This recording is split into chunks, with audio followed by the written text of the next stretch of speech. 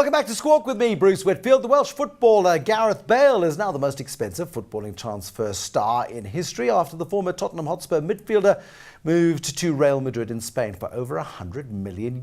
More than £85 million. Call it £1 billion and a bit rand. With a total debt of over €631 billion, though, can Spanish football teams justify their ludicrous spending? You've done some work on this, Sasha. It's the Microsoft Nokia deal that was roughly 5 football teams at the price of Gareth Bale. That's it, 5 football teams. But not everyone's Gareth Bale. Not everyone is Gareth Bale, because does Gareth Bale become the next David Beckham? He goes into Real Madrid and has very little impact.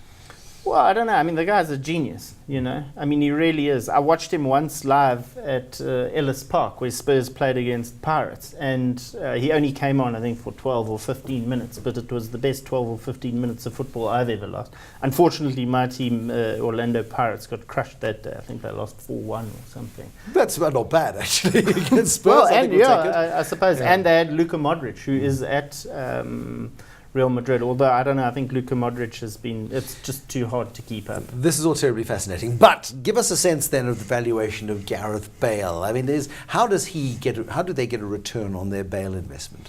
They sell lots of T-shirts. And one thing is for sure, there are more T-shirts to sell to more people globally, as you found out if you've been invested in Nike. I mean, the Vietnam recently hosted the Arsenal football team, and who would have known there are hundreds of thousands of Arsenal fans in Hanoi. You know, the Arsenal team lands at 1 in the evening, and they are thronged. Their bus can't get I wondered through. where the world's Arsenal fans were. Maybe David Shapiro can go and spend some time in Hanoi. Exactly, that's where they all are. Yeah, exactly right. Unfortunately, the pressure is on a lot of these football teams because the wages, you know, you just need to pay more and more for these players.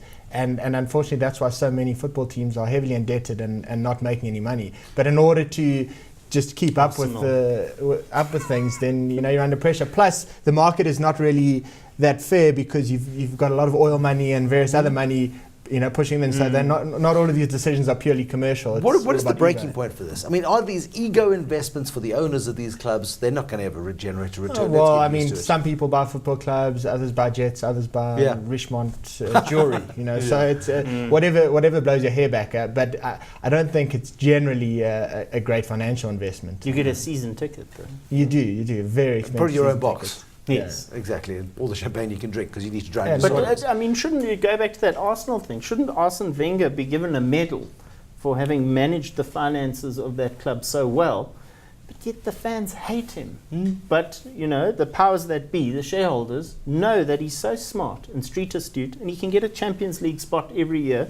So they keep him there. The most fascinating. He's worth whatever they pay him. Exactly. The most fascinating sporting story is that baseball team, and now I've completely lost the name of it, that they came in and it was basically a value-based strategy, and they looked at all the statistics of the baseball players, and on the lowest budget managed to actually win the championship. There was a movie, Brad Pitt was on it recently. Yeah, okay, good. Fine. Sorry. But anyway, that's one of the few sporting sort of teams where it's actually run on a financial basis and you can make some money. But unfortunately, football, not so much. But if it's real money, if it's your own money, if you actually had to work for that money, you're going to want to sweat your players. Moneyball, the book by Michael Lewis. Moneyball, there we go. I'm busy reading Boomerang, another book of Michael Lewis's. That's a crazy book, Bruce. Okay, and thanks for the book reviews, guys. Let's get back to the markets. Have a look at this week's gainers and losers, looking across the top 100 shares listed on the JSE. Top gainer over the last week, and it's probably hardly surprising considering the very spectacular results that came out of those nice people at Woolworths. Woolies. Up 14% over the last week. Nick will probably argue that they're a little bit stretched. They're a bit stretched, Nick. Yeah. They're a bit stretched, says Nick. But they're growing at 20% per annum. Whether or not they can keep that up, I think it falls into that argument we had about Holtsport. Maybe is a little bit too cheap, but it doesn't have enough, investor gees, if I can use that word. Woolies does sell to a different subset in the broader South African context. It's amazing how hard they work in their food division and how little profits they make relative to their clothing. And that's why you can see them pushing the clothing. But now, I don't know if It's just because I'm much, much older than I used to be, or whether they're getting it right. 32, huh? Exactly. Whether they're getting it right. Because when I was 32, you go through the Woolies clothing division and there was nothing there that you would buy. It was incredibly dull. They've done clever stuff with Trenery. They've done clever stuff with Country Road. They're going to bring Witchery into the market as well.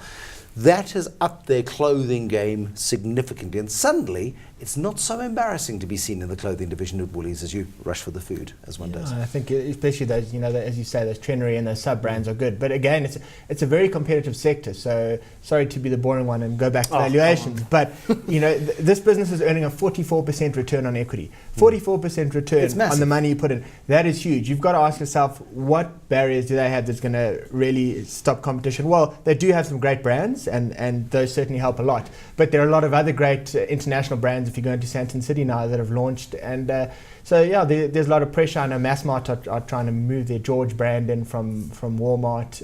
But that's not really going to compete with Trenery and with Country Road. No, but they've got to cross the way. You've got the smarter Santon City brands to compete with Trenery. So the point is, there's a lot of pressure there. Can they sustain those returns? Well, they've done it for the last few years. So perhaps I'm wrong, but if you've second-guessed management at Woolworths in the last 5 years, you've burnt yourself really badly on every one of those second guesses. No, absolutely, and that's why they say never short a good business. And this is a great business, but is there a great opportunity to make money investing in the stock at this price? Not in our humble opinion. All right, if you'd done it this time last week, you'd be 14% richer. However, Murray and Roberts, Avenge, and Wilson Bailey Homes also in the top mover shares. Construction shares are beginning to get that little bit of traction. Do we have to talk? I thought they were the most talked about for collective least value shares or is that the gold company? Those are gold companies. The gold company. I think if you add the market caps, the entire sector together, it's like 65 billion rand. Is that right?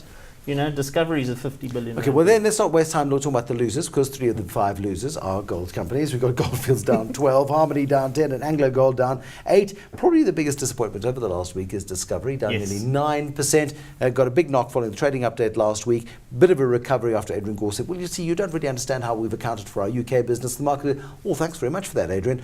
And then the next day promptly sold it back down again. Discovery, very expensive. Perhaps long overdue for a pullback. And this is the danger of buying a highly rated stock. As long as it carries on going up, great. But if it misses by just a little bit, they weren't terrible results. But when you're on that kind of a premium rating, you certainly can get hit. But I'm sure Sasha will have some positive. Discovery is the grumpy bear and happy bear. Grumpy bear and happy bull. Discovery, would you buy it at $87? It's lower, Bruce. So it's 84. So would you buy it at 87? Yes, we have been. The question is, would you buy it at 87? Yes, that's my on question. the pullback, yes, we have been. We picked them up somewhere first between 50 and 60. We're amazed at the run-up. Part was inclusion inside of top 40. Top 40. Yeah. So they got that boost. And I think... short answer to the question, would you buy them in the mid-80s? Yes. You would. There we go. That's where we have to leave it. My thanks to my guests, Nic-Norman Smith from Lentus Asset Management and Sasha Naryshkine from Vestact. We'll continue to have a look at markets, shake the walls of the trading environment next week at the same time, at the same place. From me, Bruce Whitfield, and from my guest, Sasha, and from Nick this evening, and from all the team here on Squawk, good night.